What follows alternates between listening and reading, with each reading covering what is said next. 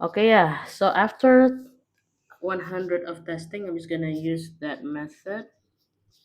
But I will try. I will make it to be on the outside like this. See? Yeah. Hopefully it's good. Okay. So hi everyone. My name is Marsa. And today I'm going to continue with my personal improvement. Okay. And now I am going to do a lot of practice or exercises, but I'm just gonna start with reading.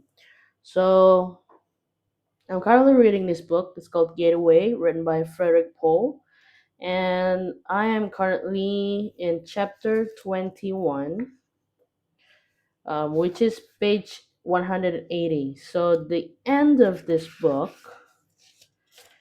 is at is on page 276. So I have still about 100 pages left. The thing is, I have been reading this book since forever, and I really want to move on to another book. But I wanted to prove to myself that I can finish this book without before moving on to the next book, because just for a little context, I really do have some sort of like commitment issue with finishing a book. You know what I mean? I'm no LeBron James where like where he would just read like first 10 pages and then move on to another book. But for me, most of the time, I would like read it halfway, and then I would think like, okay, I understand this book. Just move on to the next book. I ended up not finishing any books. You know what I mean? So I want to prove this to myself that I can actually finish it, and you know and see what we can do about it. So currently it's 12:20 p.m. and I really do want to finish the book, but at the same time I don't want it to take up too much time, because it's already half day basically. So I'm gonna to sort of like still give a limit for today's reading session, which is I want to make it 2 hours. So it's 12:20 now, so the cutoff time is until 2:20 p.m. 2:20 p.m. All right, so whatever happens at 2:20 p.m., I'm gonna finish this reading session. Okay, so right now I'm very excited. We'll see how I'm gonna do.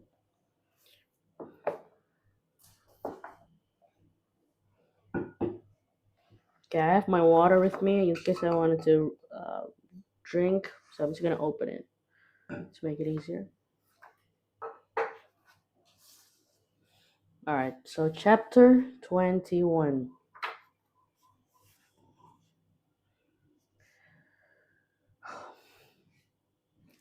I feel pretty foolish, Siegfried, I say. Is there some way I can make you feel more comfortable? You can drop dead. He has done his whole room over in nursery school motifs, for Christ's sake. And the worst part is Siegfried himself. He's trying me out with a surrogate mother this time. He is on the mat with me. A big stuffed doll, the size of a human being, warm, soft, made out of something like a bath towel stuffed with foam. It feels good, I I guess I don't want you to treat me like a baby. I say, my voice muffled because I'm pressing my face against the towel. Just relax, Robbie. It's alright. In a pig's ass it is. He pauses and then reminds me. You were gonna tell me about your dream. Yeah. I'm sorry, Robbie. I don't really want to talk about it. Still, I say quickly, lifting my mouth away from the towel. I might as well do what you want. It was about Sylvia. Kind of. Kind of, Robbie? Well, She didn't look like herself exactly. More like, I don't know, someone older, I think. I haven't thought of Sylvia in years, really. We were both kids. Please go on, Robbie, he says after a moment. I put my arms around him, enough, looking up contentedly enough at the wall of circus poster animals and clowns. It is not the least it is not in the least like any bedroom I occupied as a child, but Siegfried knows enough but Siegfried knows enough about me already. Oh, sorry. There is a reason for me to tell him that. The dream, Robbie? I dreamed we were working in the mines. It wasn't actually in fruit mines. It was physically, I would say, more like an inside of a five. One of the gateway ships, you know? Sylvia was in a kind of a tunnel that went off of it. The tunnel went off? Now don't rush me into some kind of symbolism, Siegfried. I know about vaginal images and all that. When I say went off, I mean that the tunnel started in the place where I was and led in a direction away from it. I hesitate, then tell him the hard part. Then her tunnel caved in. Sylvia was trapped. I sit up. What's wrong with that? I explain. Is that really that couldn't happen? You only tunnel in order to plant charges to loosen up the shale. All the real mining is scoop shovel stuff. Sylvia's job would never have to put her in that position. I don't think it matters if it could really have happened, Robbie. I suppose not. Well, there was Sylvia, trapped inside the collapsed tunnel. I could see the heap in I could see the heap of shale stirring. It wasn't really shale. It was fluffy stuff, more like scrape paper. She had a shovel and she was digging her way out. I thought she was going to be all right. She was digging a good escape hole for herself. I waited her to come out, only she didn't come out. Siegfried, in his incarnation as a teddy bear, lies warm and waiting in my arms. It is good to feel him there. Of course, he isn't really there. He isn't really anywhere except maybe in the central data stores in Washington Heights, where the big machines are kept. All I have is his remote access terminal in a bunny suit. Is there anything else, Robbie? Not really. Not part of the dream, anyway. But, well, I do have a feeling. I feel as though I kicked Clara in the head to keep her from coming out. As though I was afraid the rest of the tunnel was going to fall on me. What do you mean by a feeling, Rob? What I said. It wasn't part of the dream. It was just that I felt. I don't know. He waits and then tries a different approach. Bob, are you aware that the name you said just then was Clara, not Sylvia? Really? That's funny. I wonder why. He waits, then he prods a little. Then what happened, Rob? Then I woke up. I roll over on my back and look up at the ceiling, which is a textured tile with glittery five-pointed stars pasted to it. That's all there is, I say. Then I add conversationally, Siegfried, I wonder if all of this is getting anywhere. I don't know if I can answer that question, Rob. If you could, I say, I would have made you do it before this. I still have Esia's little piece of paper, which gives me a kind of security I prize. I think, he says, that there is somewhere to get. By that I mean I think there is something in your mind that you don't much want to think of, to which this dream is related. Something about Sylvia, for Christ's sake. That was years ago.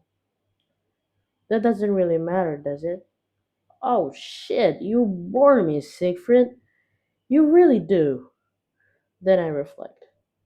Say I'm getting angry. What does that mean? What do you think it means, Rob?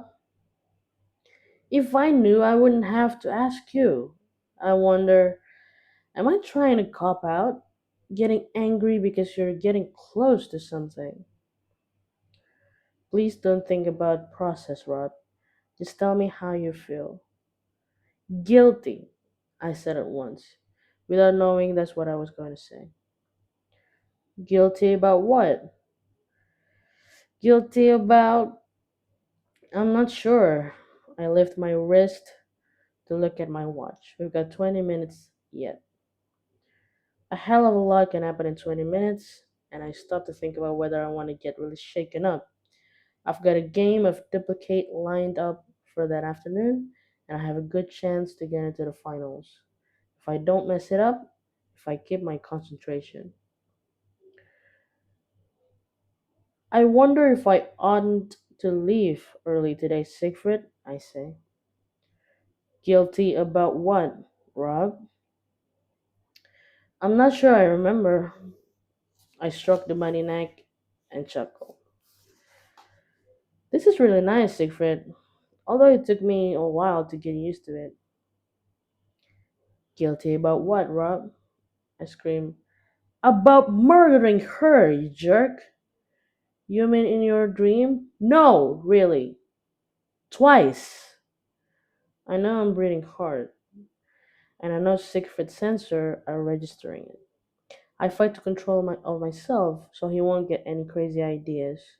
I go over what I have just said in my mind to tidy it up. I didn't really murder Sylvia, that is, but I tried. Went after her with a knife. Siegfried, calm, reassuring. It says in your case history that you had a knife in your hand when you had a quarrel with your friend, yes? It doesn't say you went after her. Well, what the hell do you think they put me away? It's just luck I didn't cut her throat. Did you, in fact, use the knife against her at all? Use it? No, I was too mad. I threw it on the floor and got up and punched her. If you were really trying to murder her, wouldn't you have used the knife? Ah, only it is more like, yeah, the word you sometimes see it as Shaw. I only wish you'd been there when it happened, Siegfried. Maybe you would have talked them out of putting me away. The whole session is going sour. I know it's always a mistake to tell him about my dreams. It twists them around. I sit up, looking with contempt at the crazy furnishings Siegfried has dreamed up for my benefit, and I decide to let him have it, straight from the shoulder. Siegfried, I say, as computers go, you're a nice guy, and I enjoy the sessions with you in an intellectual way. But I wonder if we haven't gone about as far as we can go. You're just stirring up old, unnecessary pain, and I frankly don't know why I let you do that to me. Your dreams are full of pain, Bob. So let it stay in my dreams. I don't want to go back to all that same stale kind of crap they used to give me at the Institute. Maybe I do want to go to bed with my mother. Maybe I do hate my father because he died and deserted me. So what? I know that is a rhetorical question, Bob, but the way you deal with these things is to bring them out into the open. For what? To make me hurt? To let the inside hurt come out where you can deal with it. Maybe it would be simpler all around if I just made up my mind to go on hurting a little bit inside. As you say, I'm well compensated, right? I'm not denying that I've got something out of all this. There are times, Siegfried, when we get through with a session and I really get a lift out of it. I go out of here with my head full of new thoughts, and the sun is bright on the dome, and the air is clean, and everybody seems to be smiling at me. But not lately. Lately, I think it's very boring and unproductive. And what would you say if I told you I wanted to pack it in? I would say that that was your decision to make, Bob. It always is. Well, maybe I'll do that. The old devil awaits me.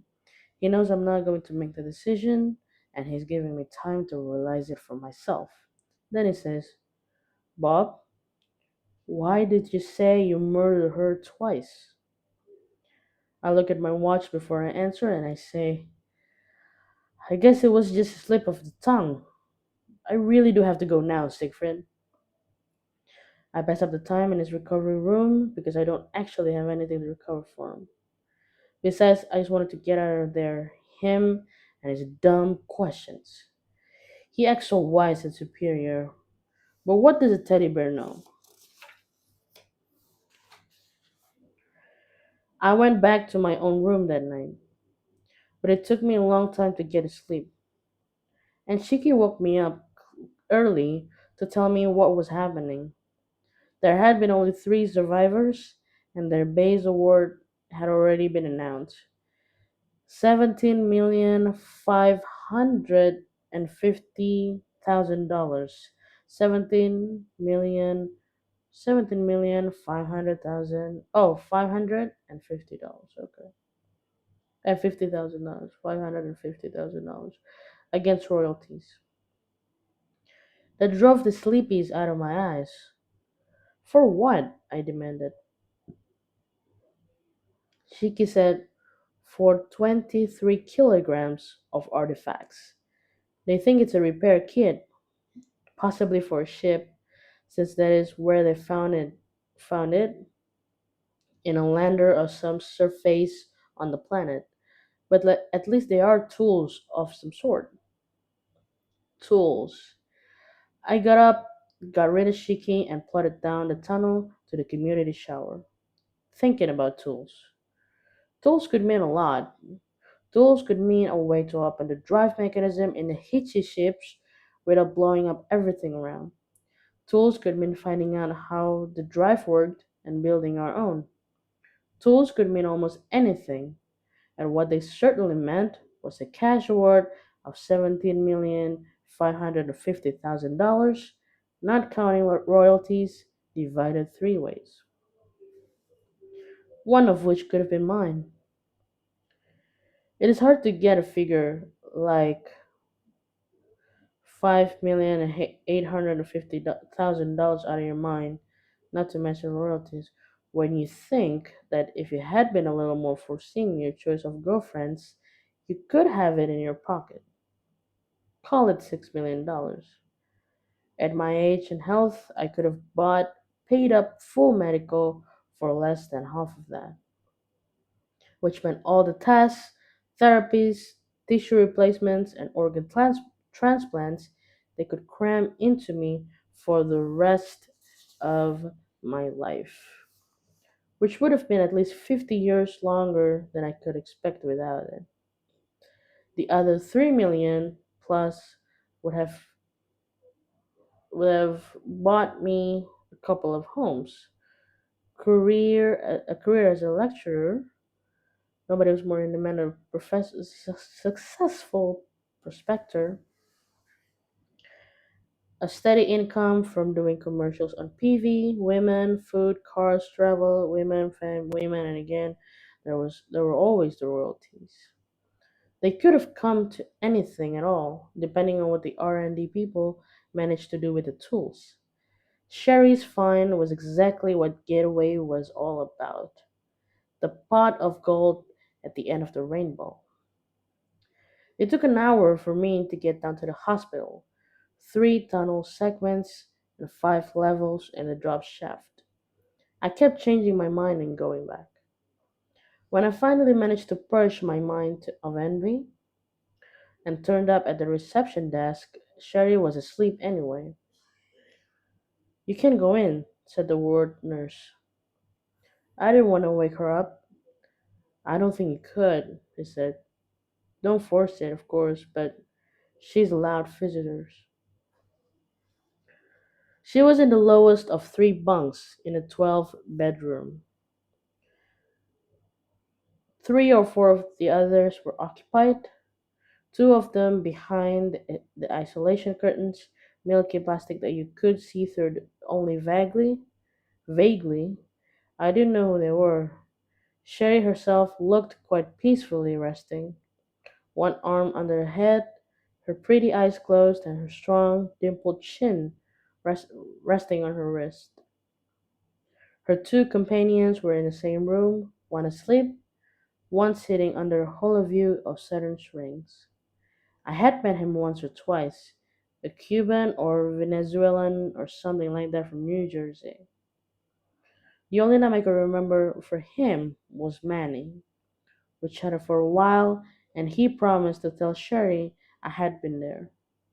I left and went for a cup of coffee at the commissary, thinking about that trip. They had come out a near they had come out near a tiny cold planet way out from a K6 orange red cinder of a star, and according to many, they hadn't even been sure it was worth the trouble of landing.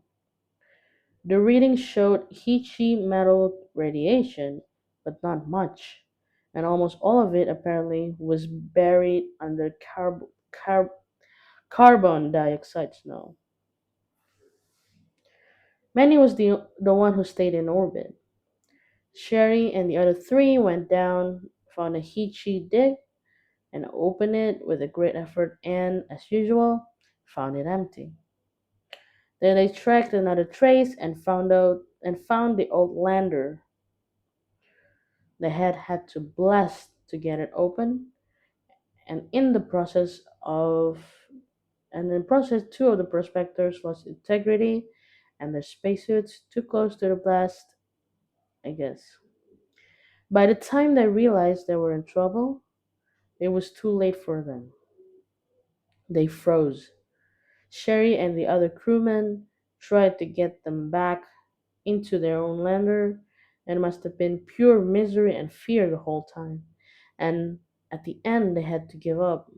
The other men had made one more trip to the abandoned lander, found the tool kit in it, managed to get it back to their own lander. Then they had taken off, leaving the two casualties peacefully frozen behind them. But they had overstayed their limit, and they were physical wrecks when they docked with the orbiter. I wasn't clear of what happened after that, but apparently they had failed to secure the lander's air supply and had lost a good deal of it. So they were on short oxygen rations all the way home. The other man was worse off than Cherry. There was a good chance of residual brain damage, and his 5 million might not do him much good. But Sherry, they said, would be all right once she recovered from plain exhaustion. I didn't envy them the trip.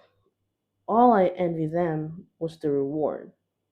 I got up and got myself another cup of coffee in the commissary. As I brought it back to the corridor outside, where there were a few benches under the ivy planters, I became aware that something was bugging me. Something about the trip, about the fact that it had been a real winner, one of the all time greats of Gateway's history. I dumped the coffee, cup and all, into a disposal hole outside the commissary and headed for the schoolroom. It was only a few minutes away and there was no one else there. That was good. I wasn't ready to talk to anyone yet about what had occurred to me. I keyed the B phone to information access and got the settings for Sherry's trip. They were, of course, a matter of public record. Then I went down to the practice capsule, again hitting lucky because there was no one around, and set them up on the course selector. Of course, I got good color immediately, and when I pressed the tuner, the whole board turned bright pink, except for the rainbow of colors along the side. There was only one dark line in the blue part of the spectrum. Well, I thought, so much for Mechnikov's theory about danger readings. They had lost 40% of the crew on their mission, and that struck me as being quite adequately dangerous. But according to what he had told me, the really hairy ones showed 6 or 7 of those bands. And in the yellow, according to Meshnikov, the more bright bands in the yellow, the more financial reward for the trip.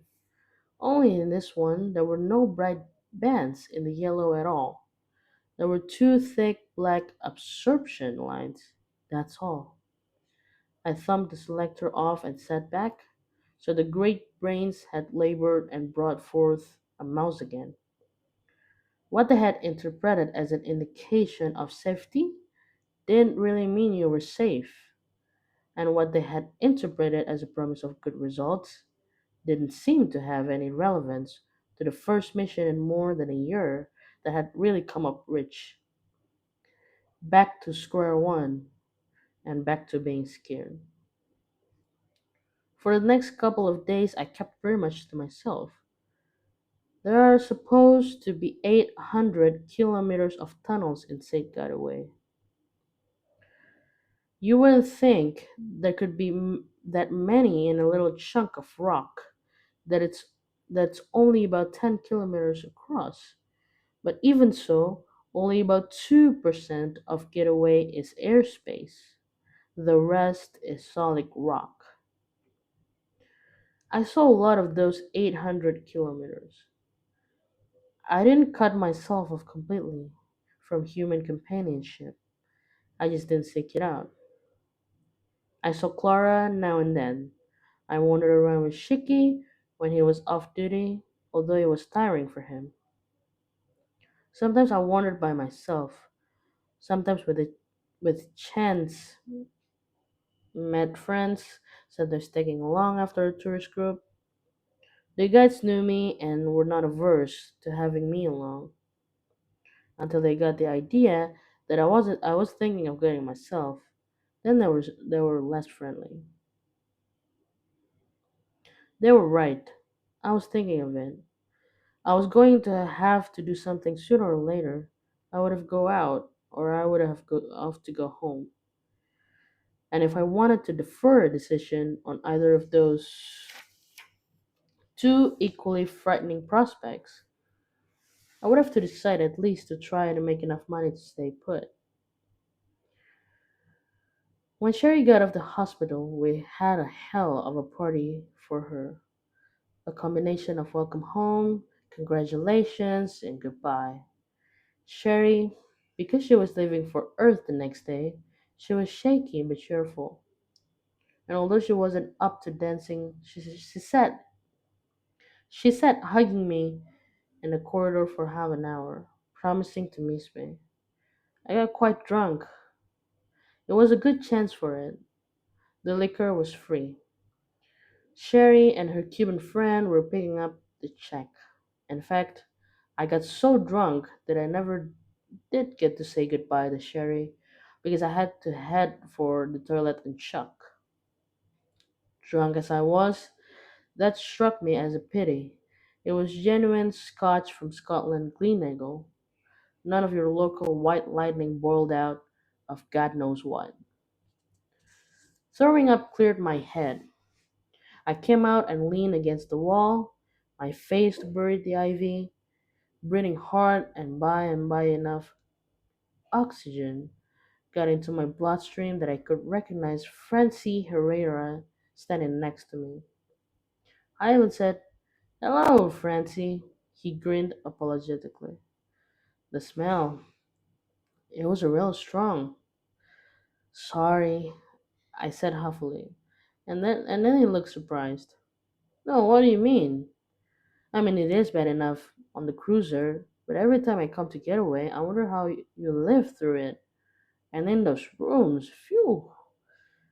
No offense taken, I said grandly, patting his shoulder. I must say good night to Sherry. She's gone, Bob. Got tired. They took her back to the hospital. In that case, I said, I will only say good night to you. I bowed and lurched down the tunnel. It is difficult being drunk in nearly zero gravity. You long for the reassurance of 100 kilos of solid weight to hold you to the ground. I understand. From what was reported to me later, that I pulled a solid rack of ivy off the wall, and I know from what I felt the next morning that I bashed my head into something hard enough to lift a purplish bruise the size of my ear. I became conscious of Francie coming up behind me and helping me navigate. And about halfway home, I became conscious that there was someone else on my other arm. I looked, and it was Clara. I have only the most confused recollection of being put to bed, and when I woke up the next morning, desperately hungover, I was astonished to find that Clara was in it too. I got up as mm, inconspicuously. How do you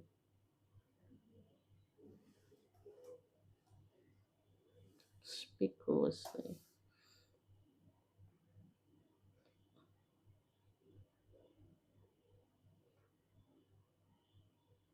inconspicuously, Inconspicuous, conspicuously. inconspicuously, Curiously. All right. In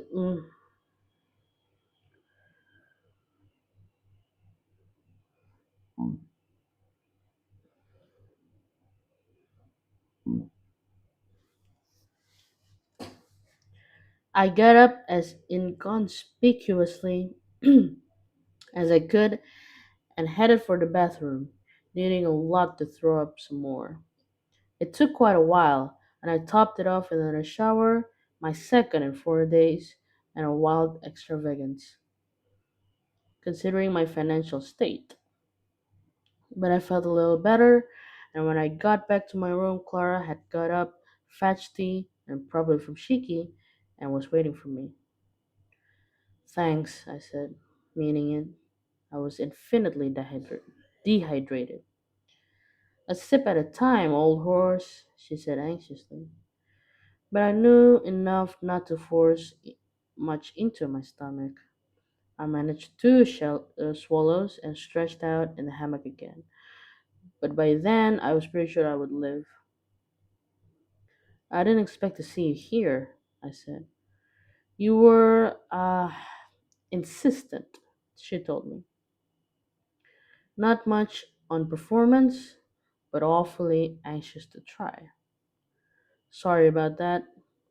She reached over and squeezed my foot. Not to worry. How things been anyway? Alright. It was a nice party. I don't remember seeing you there. She shrugged. I came late. Was invited, as a matter of fact. I didn't say anything. I had been aware Clara and Sherry were not very friendly, and assumed it was because of me. Clara, reading my mind, said, I've never cared for Scorpios, especially uninvolved ones with that awful huge jaw. Never get intelligent, spiritual thought from one of them. Then she said, to be fair, but she has courage, courage. She has courage. You have to give her that. I don't believe I'm up to this argument, I said. Not an argument, Bob. She leaned over, cradling my head.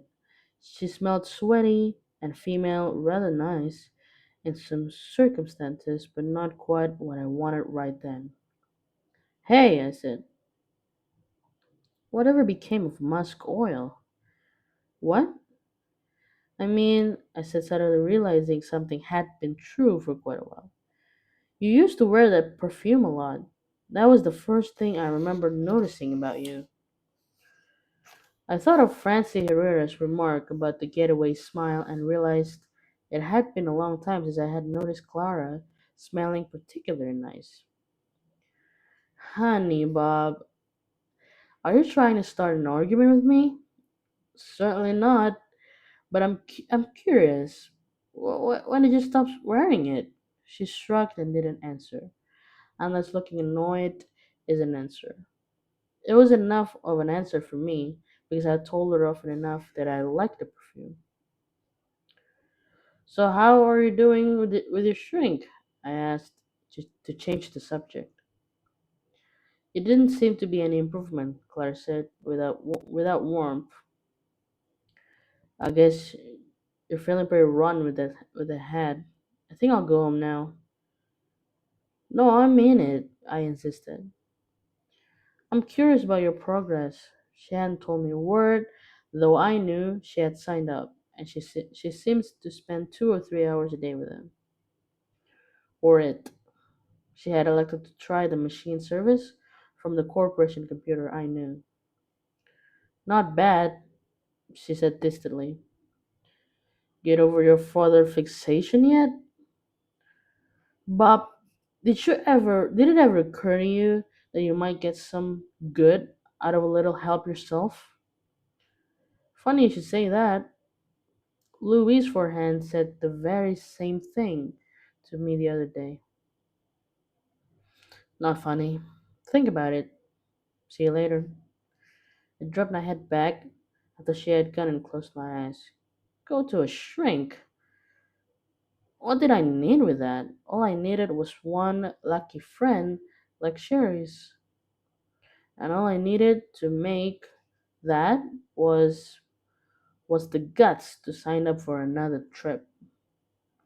But that kind of guts for me seemed to be in a very short supply. Time was slipping by, or I was destroying it. And the way I began destroying one day was to go to a museum. They had already installed a complete holo set of Sherry's Fine. I played the disc over 2 or 3 times just to see what $17,550,000 looked like. It almost looked like irrelevant junk. That was when each piece was displayed on its own. There were about 10 little prayer fans, proving, I guess, that the Hichi liked to include a few art objects even with a tire repair kit. Or whatever the rest of it was. Things like triangle blade screwdrivers with flexible shafts, things like socket wrenches but made out of some soft material, things like electrical test probes, and things like nothing you ever saw before. Spread out item by item, they seemed pretty random, but the way they fit into each other and into the flat nested boxes that made up the set was a marvel of packing economy. $17,550,000, and if I stayed with Sherry, I could have been one of the shareholders or one of the corpses. I stopped off at Clara's place and hung around for a while, but she wasn't home. It wasn't her usual time for being shrunk. On the other hand, I had lost track of Clara's usual times. She had found another kid to mother when its parents were busy. A little black girl, maybe 4 years old, who had come up with a mother who was an astrophysicist and a father who was an exobiologist. And what else Clara had found to keep herself busy, I was not sure. I drifted back to my own room, and Louis forehand peered out of a door and followed me in. Bob, she said urgently, do you know anything about a big danger bonus coming up? Me? No. Why would I? Her pale, muscular face was tauter than ever. I could not tell why. I thought maybe you'd heard something. From Date Mechnikov, maybe? I know you're close to him, and I've seen him talking to Clara in the schoolroom. I didn't respond to that. I wasn't sure what I wanted to say. There's a rumor that there's a science strip coming up that's pretty hairy, and I'd like to sign on for it. I put my arm around her. What's the matter, Louis? They posted Willa dead. She began to cry. I held her for a while and let her cry it out. I would have confronted her if I had known how, but what comfort was there to give? After a while, I got up and rummaged around in my cupboard looking for a joint Clara had there a couple days before. I found it, lighted it, passed it to her. Louis took a long, hard pull and held it for quite a while. Then she puffed out. She's dead, Bob, she said. She was over crying now, somber but relaxed. Even the muscles around her neck and up and down her spine were tension free. She might come back yet, Louis. Not really. The corporation posted her ship lost. It might come back, maybe. Willa won't be alive in it. Their last stretch of rations would have run out 2 weeks ago. She stared into space for a moment, then sighed and roused herself to take another pull on the joint. I wish Sess was I wish Sess were here, she said, leaning back and stretching. I could feel the play of the muscles against the palm of my hand. The dope was hitting her, I could see. I knew it was hitting me. It wasn't any of your usual getaway window box stuff, sneaked in among the ivy.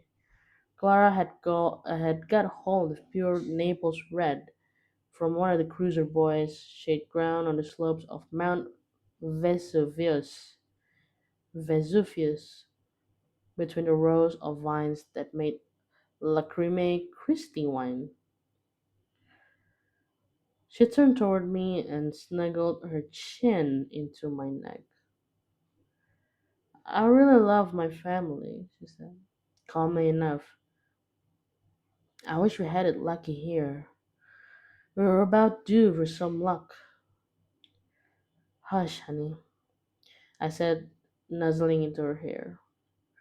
Her head led to her ear, and her ear led to her lips, and step by step we were making love in a timeless, gentle, stoned way. It was very relaxed. Louise was competent and anxious and accepting. After a couple of months of Clara's nervous paroxysms, it was like coming home to Mom's chicken soup. At the end, she smiled, kissed me, and turned away.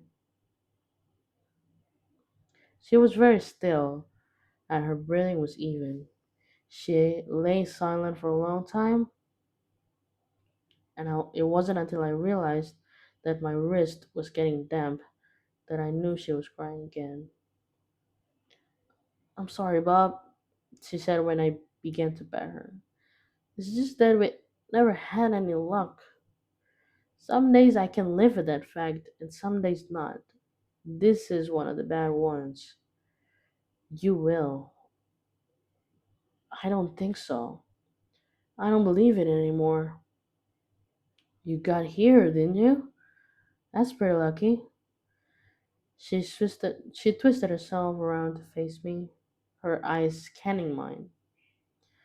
I said, I mean, think of how many billion people would give their left testicles to be here.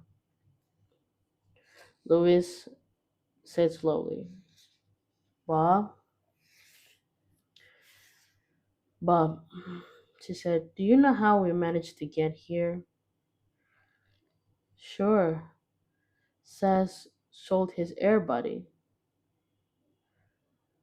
We sold more than that. The air buddy brought a little over 100,000. That wasn't enough for even one of us. We got the money from Hat. Your son? The one that died? She said, had a Hat had a brain tumor. They caught it in time, or anyway, almost in time. It was operable. He could have lived, oh, I don't know, 10 years at least. He would have been messed up soon. His speech centers were affected, and so was his muscle control. But he could have been alive right now, only she took her hand off my chest to rub it across her face. But she wasn't crying. He didn't want to spend the airbuddy money on term medical for him. It would have just about paid for the surgery, and then we would have been broke again. So what he did, he sold himself, Bob. He sold all his parts, more than just the left testicle, all of him. A fine, first quality Nordic male, 22-year-old parts, and they were worth a bundle. He signed himself over to the medics, and they, how do you say it? Put him to sleep. There must be pieces of head in a dozen different people now. They sold off everything for transplants, and they gave us the money, close to $1 million. Got us here with some to spare. So that's where our luck came from, Bob. I said, I'm sorry. For what? We just don't have the luck, Bob.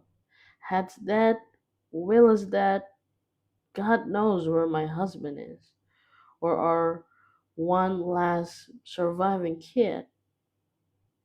And I'm here, Bob.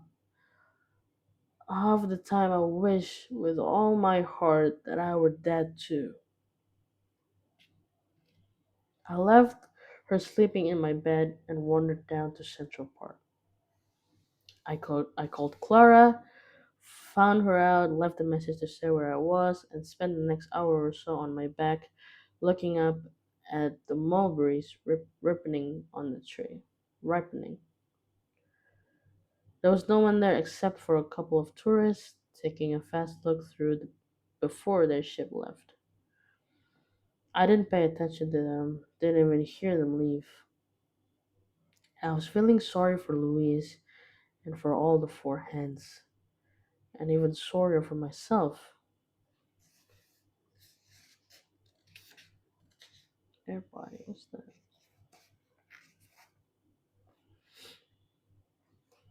Mhm.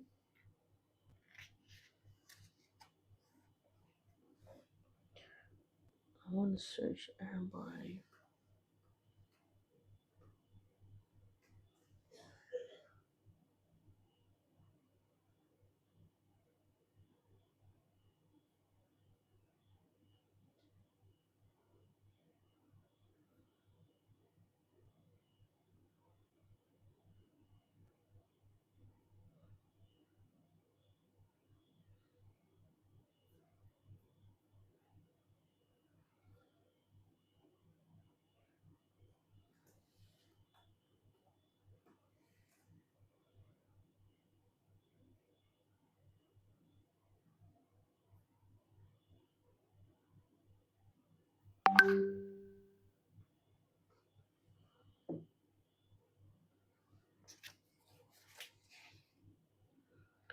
They didn't have the luck, but what I didn't have hurt a lot more.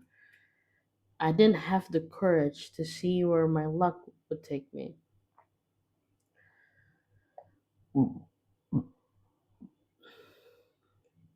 Sick society squeezed adventures out like grape pips.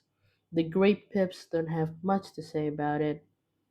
I suppose it was the same with Columbus seamen or the pioneers manhandling their covered wagons through Comanche territory.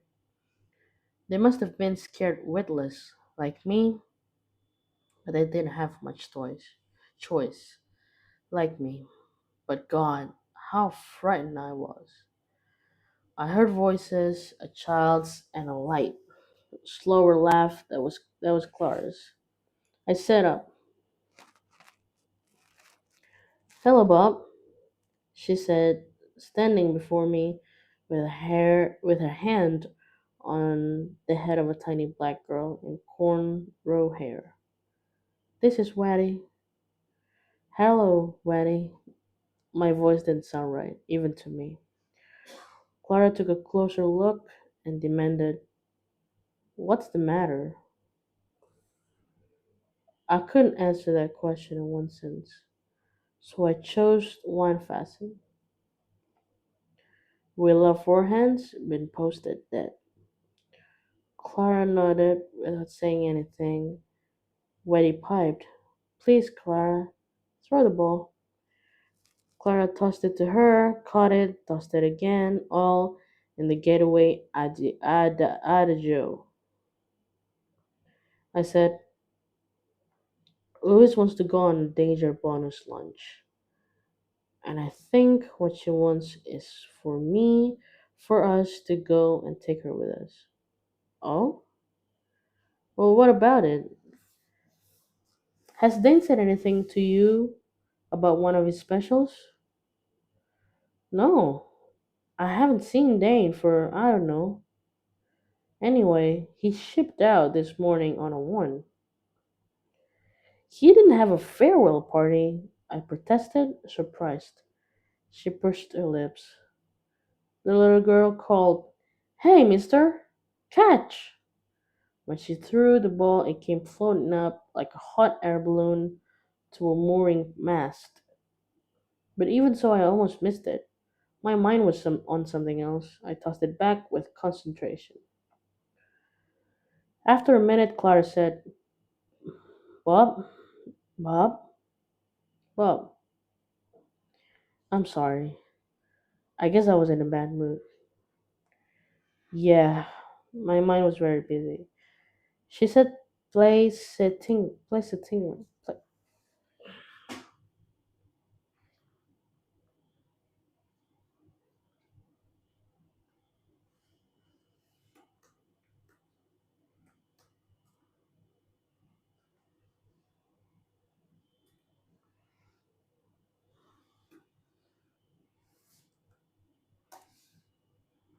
Oh, Placatingly. placatingly. What's that mean? Okay. She said, placatingly, we we've been having some hard times, Bob. I don't want to be raspy with you. I brought you something. I looked around, and she took my hand and slid something up over it onto my arm. It was a launch bracelet, Hichi metal worth $500 anywhere. I hadn't been able to afford to buy one. I stared at it, trying to think of what I wanted to say. "Bob, what?" There was an edge to her voice. "It's customary to say thank you." "It's customary," I said, "to give a truthful answer to a question. Like not saying you hadn't seen Dane Mechnikov when you were with him just last night." She flared, "You've been spying on me." "You've been lying to me." "Bob, you don't own me. Dane is a human being and a friend." "Friend?" I barked. The last thing Meshnikov was to anyone was a friend. Just thinking about Clara with him made me groin crawl. I didn't like the sensation because I couldn't identify. It wasn't just anger, wasn't even just jealousy. There was a component that remained obstinately opaque. I said, knowing it was illogical, hearing myself say almost to whine. I introduced you to him. That doesn't give you ownership, alright? Clara snarled. Maybe I won the bet with him a few times. It doesn't change how I feel about you. It changes how I feel about you, Clara. She stared incredulously. You have the nerve to say that? Coming here smelling of sex with some cheap floozy. That one caught me off guard. There was nothing cheap about it. I was comforting someone in pain. She laughed. The sound was unpleasant. Anger is unbecoming. Louis Forehand? She hustled her way up here. Did you know that? The little girl was holding the ball and staring at us now. I could see we were frightening her. I said, trying to tighten my voice to keep the anger from spilling out. Clara, I'm not going to let you make a fool out of me. Ah, she said in an articulate disgust and turned around to go. I reached out to touch her, and she sobbed and hit me as hard as she could. That blow caught me on the shoulder. That was a mistake. That's always the mistake. It isn't a matter of what's rational or justified, it is a matter of signals. It was the wrong signal to give me. The reason wolves don't kill each other off is that the smaller and weaker wolf always surrenders. It rolls over, bares its throat, and puts its paws in the air to signal that it is bitten. When that happens, the winner is physically unable to attack anymore. If it were not that way, there wouldn't be any wolves left. For the same reason, men usually don't kill women, or not by beating them to death. They can't. However much he wants to, however much he wants to hit her, his internal machinery vetoes it. But if the woman makes the mistake of giving him a different signal by hitting him first, I punched her 4 or 5 times as hard as I could, on the breast, in the face, in the belly. She fell to the ground, sobbing. I knelt beside her, lifted her up with one hand, and in absolutely cold blood slapped her twice more. It was all happening as if choreographed by God, absolutely inevitably. And at the same time, I could feel that I was breathing as hard as though I'd climbed a mountain on a dead run. The blood was thundering in my ears. Everything I saw was hazed with red. I finally heard a distant, thin crying.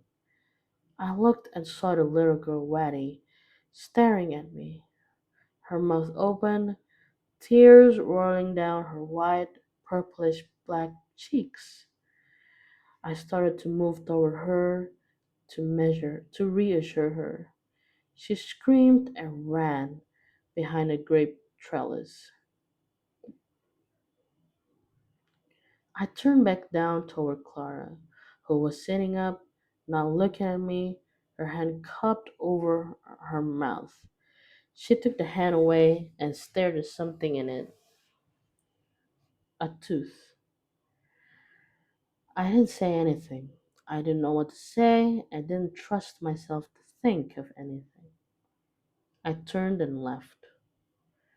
I don't remember what I did for the next few hours. I didn't sleep, although I was physically exhausted. I sat on the chest of drawers in my room for a while. Then I left it again. I remember talking to somebody I think it was a straggling tourist off the Venice Strip about how adventurous and exciting prospecting was. I remember eating something in the commissary, and all the time I was thinking, I wanted to kill Clara. I had been containing all that stored up fury, and I hadn't even let myself know it was there until she pulled the trigger. I didn't know if she would ever forgive me. I wasn't sure she ought to, and I wasn't even sure that I wanted her to. I could not imagine our ever being lovers again. But I would but what I finally was sure I wanted was to apologize. Only she wasn't in her rooms. There was no one there but a plump young black woman, slowly sorting out clothes with a tragic face. When I asked after Clara, she began to cry. She's gone, the woman sobbed. Gone?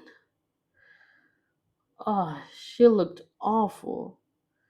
Someone must have beaten her up.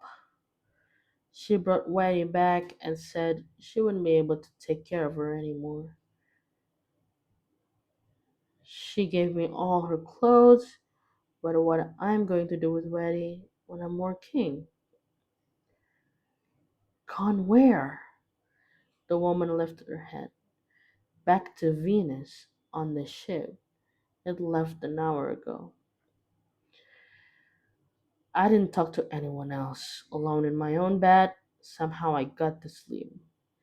When I got up, I gathered together everything I owned: my clothes, my hollow discs, my chess set, my wristwatch, the Hichi bracelet that Clara had given me. I went around and sold them off. I cleaned up my credit account and I put all the money together. It came to a total of $1,400 and change. I took the money up to the casino and put it all on number 31 on the roulette wheel. The big slow ball drifted into a socket. Green, zero.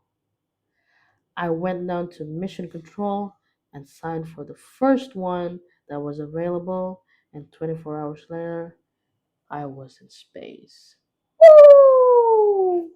Let me take a break first. It's been 1 hour. This is exactly 1:20 p.m. Oh my god! I think I need to eat first.